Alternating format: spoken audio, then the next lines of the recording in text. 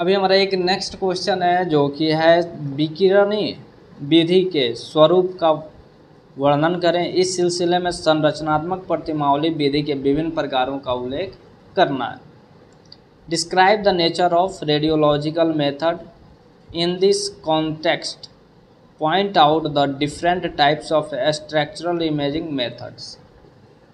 और आइए और इस क्वेश्चन को हम देखते हैं। सबसे पहले विकिरणीय विधि यानी रेडियोलॉजिकल मेथड। तंत्रिका तंत्र तथा उसके न्यूरॉन के अध्ययन करने के लिए विकिरणीय अनुसंधान तुलनात्मक रूप से अधिक लोकप्रिय है। इस तरह के अनुसंधान में मस्तिष्क के विभिन्न भागों तथा न्यूरॉन की संरचनाओं एवं कार्यों का अध्ययन करने के लिए कुछ ऐसी विधियों का उपयोग किया जाता है जिसमें रेडियम विज्ञान के यंत्रों एवं युक्तियों का सहारा लिया जाता है। इसके तहत आने वाले विधियों का वर्णन निम्न है। पहला है हमारा संरचनात्मक प्रतिमावली विधि और दूसरा है कार्यात्मक प्रतिमावली विधि, जिसमें हमें पढ़ना है इस क्वेश्चन में संरचनात्मक प्रतिमावली विधि के बारे में। संरचनात्मक प्रतिमावली विधि इस तरह की विधि में प्रमस्तिष्कीय उत्तेक यानी जो सेरेब्रल जो टिश्यूज हैं हमारे की संरचना के बारे में जानने की कोशिश की जाती है। दूसरे शब्दों में इस तरह की विधि में मस्तिष्क की विभिन्न भागों की संरचना तथा उसका विश्लेषणात्मक अध्ययन किया जाता है, जिसमें कुछ विधियां जो है वो महत्वपूर्ण है। पहला है खोपड़ी का एक्सरे। यह विधि विकिरणीय अनुसंधान का सबसे आसान एवं पुरानी विधि है, जिसमें व्यक्ति के सिर का सिर्फ एक्सरे लिया जाता है। इस विधि द्वारा न्यूरो शरीर संरचना विज्ञानियों तथा न्यूरो मनोवैज्ञानिक को खोपड़ी के भीतर दरार आदि के रूप में आदि का स्पष्ट रूप से पता चलता है, परंतु इसका दोष यह है कि उसके भीतर के मस्तिष्कीय ऊतकों के बारे में न के बराबर पता चलता है। इसका मुख्य कारण यह होता है कि मस्तिष्कीय ऊतकों का घनत्व आपस में बहुत अधिक भिन्न नहीं होते हैं। फलतः मस्तिष्क के सभी भाग लगभग एक ही मात्रा में एक्सरे को अपने में सोख पाते हैं। फलतः उनकी आंतरिक संरचना को विशेष रूप से देखे जाने के लिए कोई अलग छाया का निर्माण नहीं होता है। और जो दूसरा है प्रमस्तिष्कीय एंजियोग्राफी एवं न्यूमोएन्सीफेलोग्राफी यानी सेरेब्रल एंजियोग्राफी एंड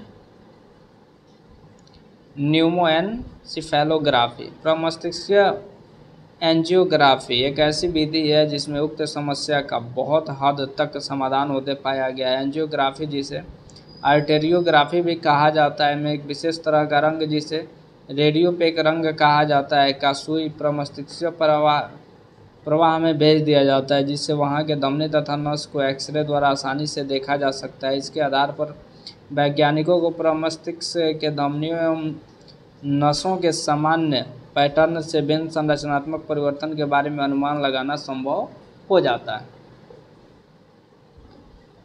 न्यूमोएन्सीफेलोग्राम एक अन्य विधि है जिसमें भी मस्तिष्कीय संरचनाओं की स्थिति एवं उसमें उत्पन्न किसी प्रकार के विचलन का पता लगाया जाता है। इस विधि में वैज्ञानिक मस्तिष्क के समजातीय घनत्व वाले क्षेत्र को निशाना बनाकर संरचनात्मक अध्ययन करते हैं।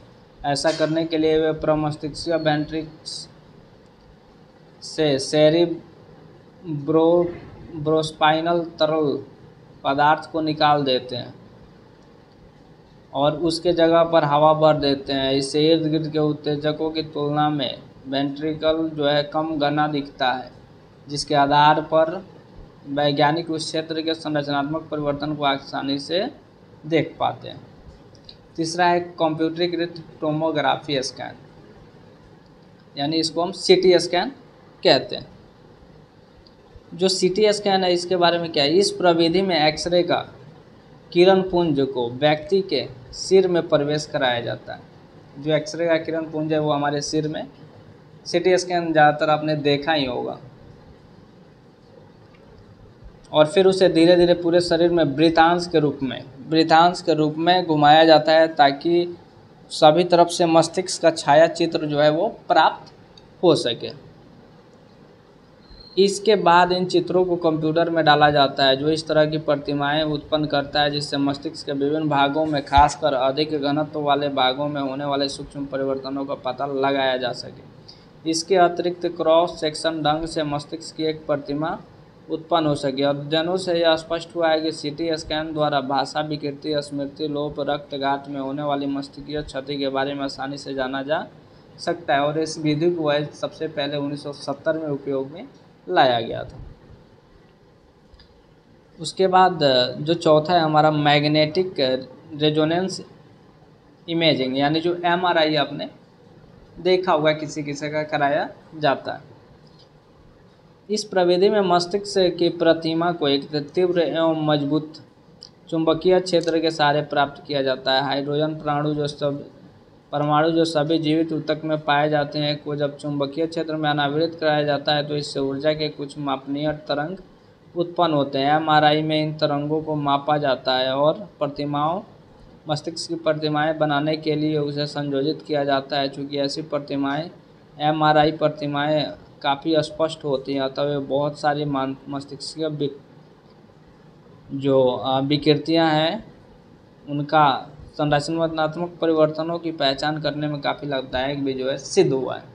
और जो MRI है ये 3 तरह से इसके जो है लाभ है। मेन है यह मस्तिष्क के भीतरी भागों का स्पष्ट तस्वीर प्रस्तुत करने में सक्षम होता है। दूसरा है इसमें मस्तिष्क में किसी तरल पदार्थ का सुई देने की ज़रूरत नहीं होती है। और जो तीसरा है इसमें विकिरण की अनावृत्ति, यानी जो ओवर एक्सपोजर से कोई समस्या उत्पन्न नहीं होती है। तो ये था हमारा प्रतिमावली, संरचनात्मक प्रतिमावली विधि, और इसमें हम MRI और CT स्कैन के बारे में भी जान